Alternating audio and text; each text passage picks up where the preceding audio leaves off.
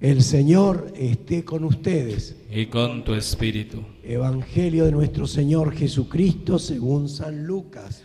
Gloria a ti, Señor. Jesús se dirigió a una ciudad llamada Naín, acompañado de sus discípulos y de una gran multitud. Justamente cuando se acercaba a la puerta de la ciudad, llevaban a enterrar al hijo único de una mujer viuda y mucha gente del lugar la acompañaba. Al verla, el Señor se conmovió y le dijo: no llores. Después se acercó y tocó el féretro. Los que lo llevaban se detuvieron y Jesús dijo: joven, yo te lo ordeno, levántate. El muerto se incorporó y empezó a hablar, y Jesús se lo entregó a su madre.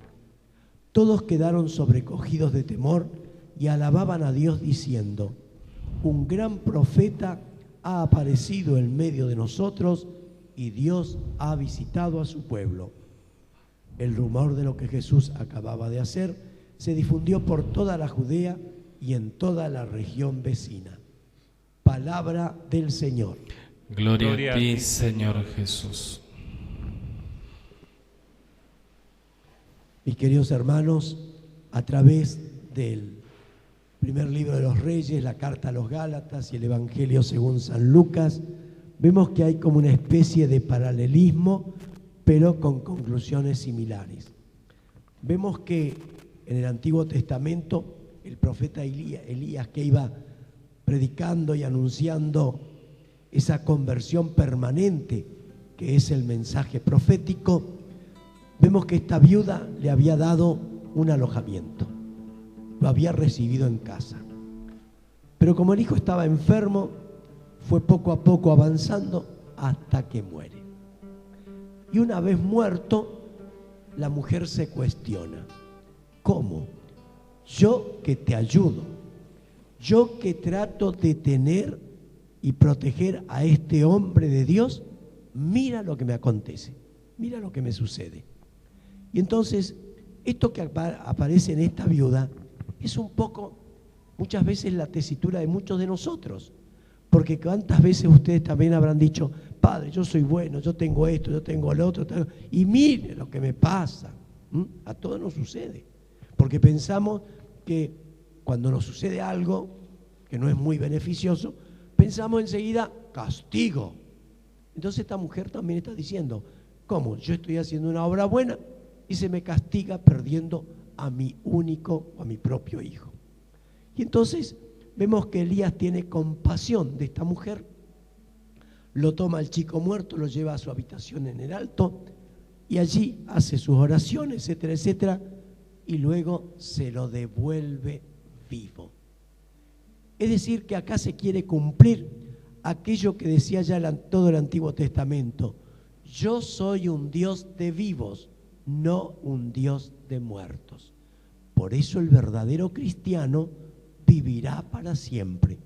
Y entonces esta mujer, cuando le devuelve el hijo ya recuperado en esta vida corporal, dice la mujer: ahora sí reconozco que tú eres un hombre de Dios y que la palabra del Señor verdaderamente está en tu boca.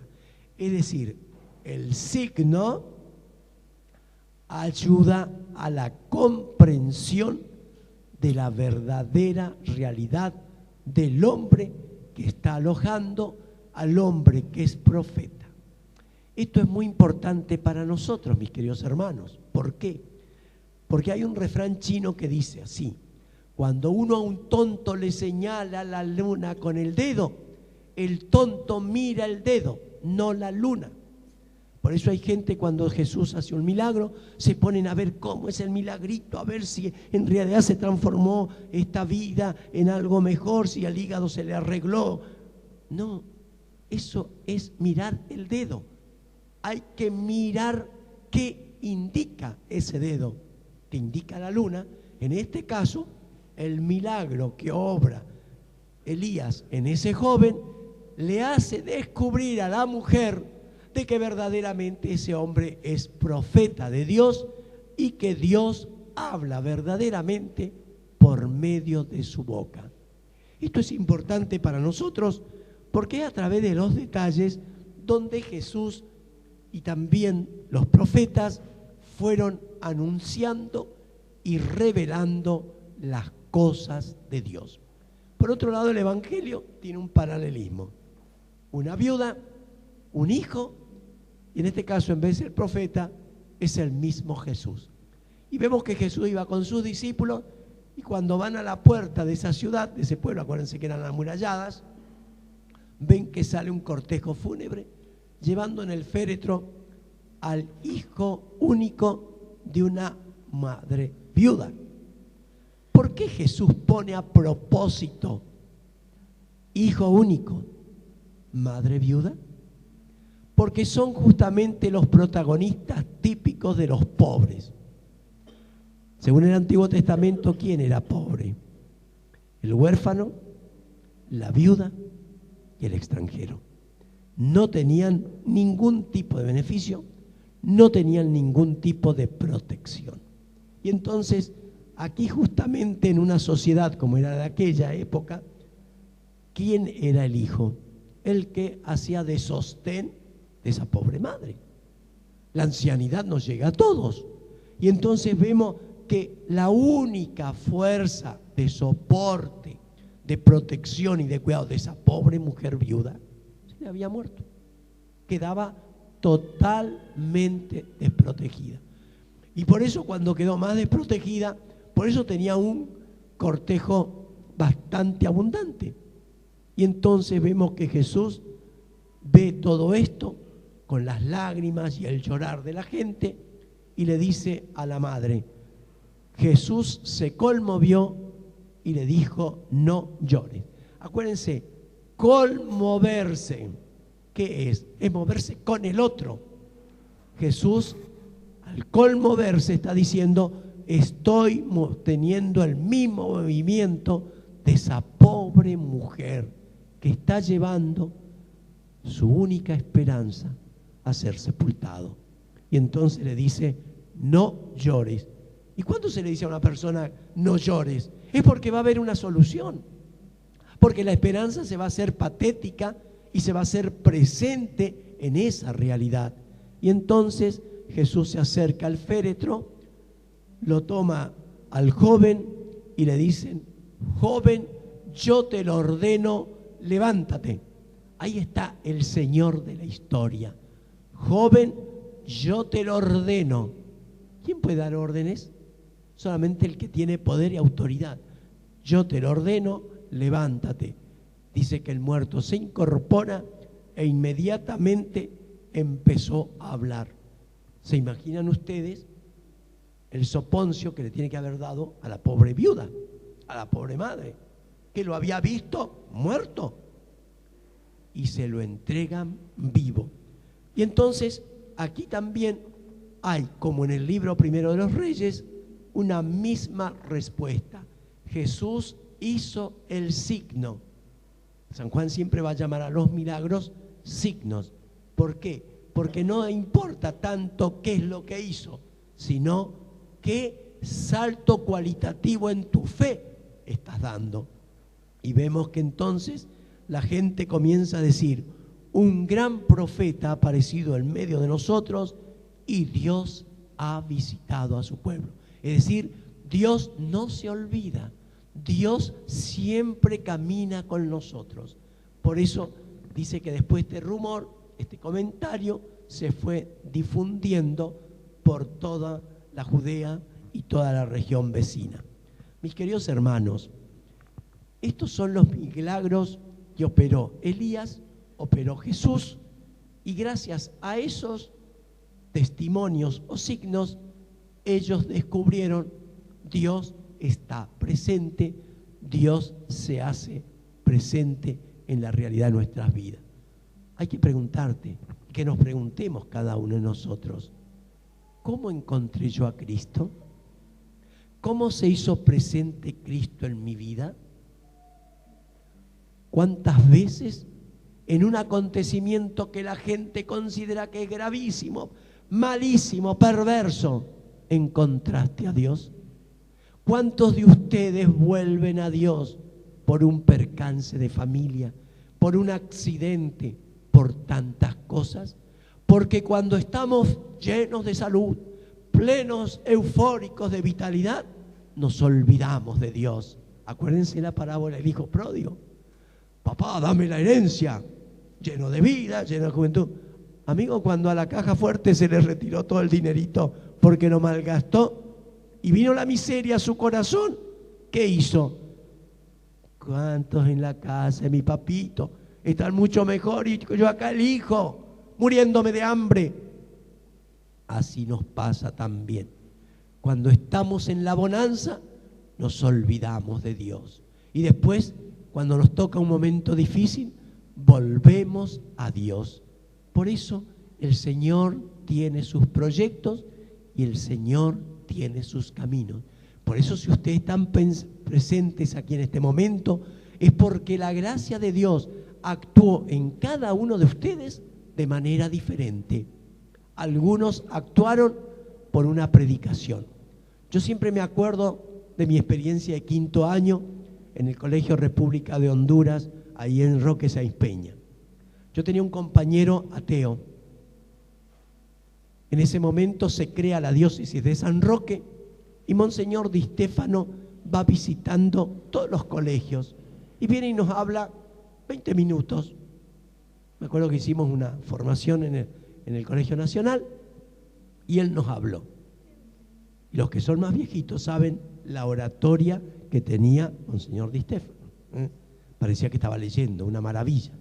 Y entonces le tocó justamente un elemento importante, que lo tienen muchos ateos, que la iglesia es oscurantista, que la iglesia es retrógrada, que la iglesia es de torpes, de brutos.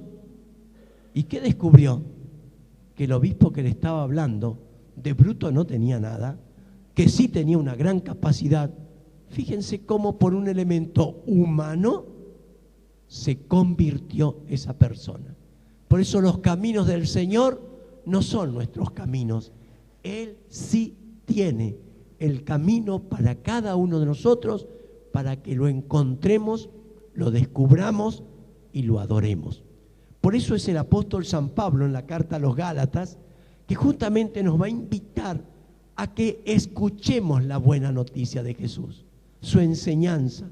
Por eso dice, quiero que sepan, hermanos, que la buena noticia que les prediqué no es cosa de hombres. Por eso la viuda del Antiguo Testamento dijo, ahora veo que eres profeta y que tus palabras salen de los labios, pero con el mensaje de Dios. Y lo mismo cuando apareció Jesús. Por eso, mis queridos hermanos, esta buena noticia tenemos que conocerla, tenemos que meditarla, tenemos que ponerla en práctica, como dijo la oración colecta al inicio de la Santa Misa, para que esa palabra la pongamos en práctica. Pero tampoco quieran de hoy a mañana cambiar de golpe todo. Todo comienza de a poquito. Ustedes mismos, acá en esta iglesia la tienen patéticamente demostrado. Vieja iglesia, vieja capillita, cada generación fue agregando algo. Ustedes ahora agregaron todo esto. Pero es fruto de ¿qué? Algo que hicieron nuestros mayores, algo que hicieron otra generación intermedia y ahora lo que ustedes han hecho. Y eso es el verdadero sentido de la palabra de Dios, que cada generación vaya poniendo su granito de arena, no solamente para que crezca la iglesia material, sino ante todo para que crezca la iglesia de Cristo en cada uno de nuestros corazones. Y dice más el apóstol San Pablo, que esa palabra cuando yo la predicaba, no la recibían como palabra de hombre, sino como palabra de Dios que lo era verdaderamente. Ahí está la maravilla. La palabra de Dios es la que te invita a la transformación y es la que tiene la fuerza. Por eso a veces hay gente que dice, ¿qué me puede hacer a mí el agua bendita? ¿Qué me puede hacer a mí cualquier pavadita de esas? No, fijémonos cómo la misma Biblia nos enseña. Cuando Naamán el sirio estaba leproso, y se entera ya de que en Israel hay un profeta, va a curarse. Y cuando el profeta ni siquiera lo recibe, le manda a decir con uno, decirle que se vaya a bañar tantas veces al río Jordán, que es un riachito chiquito. Cuando ellos en su país tenían río, tipo, no digo que sea igual, pero pareció al Paraná, y no ese chorrito de agua. Entonces dice, ¿qué piensa este profeta? ¿Es que acaso en Siria no tenemos mejores ríos? Yo me voy. Y ahí aparecen lo que llamamos a veces bufones o los que tienen sentido común, el menos común de los sentidos. Entonces le dice, Naamán, si te hubiese dicho que vayas a buscar una florcita en la cima de una montaña o tal animalito por la selva africana, ¿no te hubieras ido? Sí. Y bueno, ponete contento que te digo, anda, bañate. Y entonces vemos que cuando va, se baña y se queda limpio como con una piel de niño. Y entonces dice, ahora reconozco que hay Dios en Israel.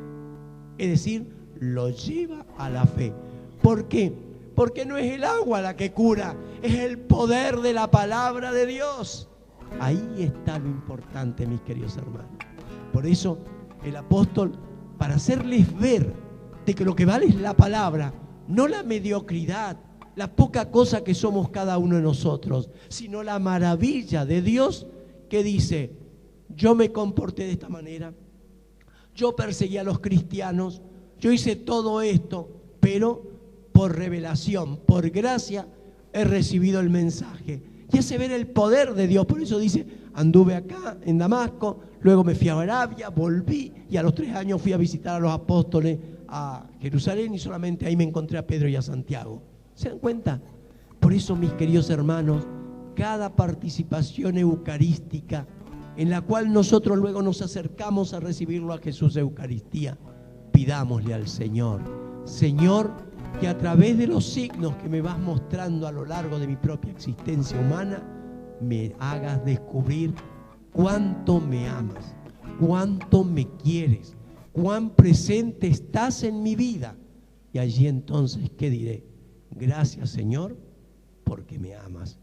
Como dice el texto, Él nos amó primero.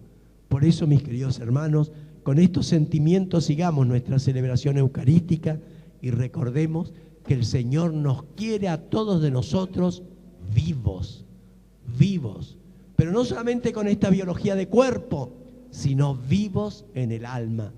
Por eso hay un poeta peruano, Ricardo Palma, que escribió un libro que se llama Las Tradiciones Peruanas, dice así: no son los muertos los que en dulce calma la paz disfrutan de la tumba fría. Muertos son los que tienen muerta el alma y viven todavía. Por eso yo siempre digo que como sacerdote, las mayores alegrías no las tengo donde la gente piensa. Las mayores alegrías están en el confesionario, porque ahí el hombre muerto en el pecado vuelve a la gracia, vuelve a la amistad con Él, y esa es vida verdadera. Sigamos nuestra Santa Misa y que el Señor nos cuide y protege en esta semana que tendremos que vivir juntos. En el nombre del Padre, del Hijo y del Espíritu Santo. Amén.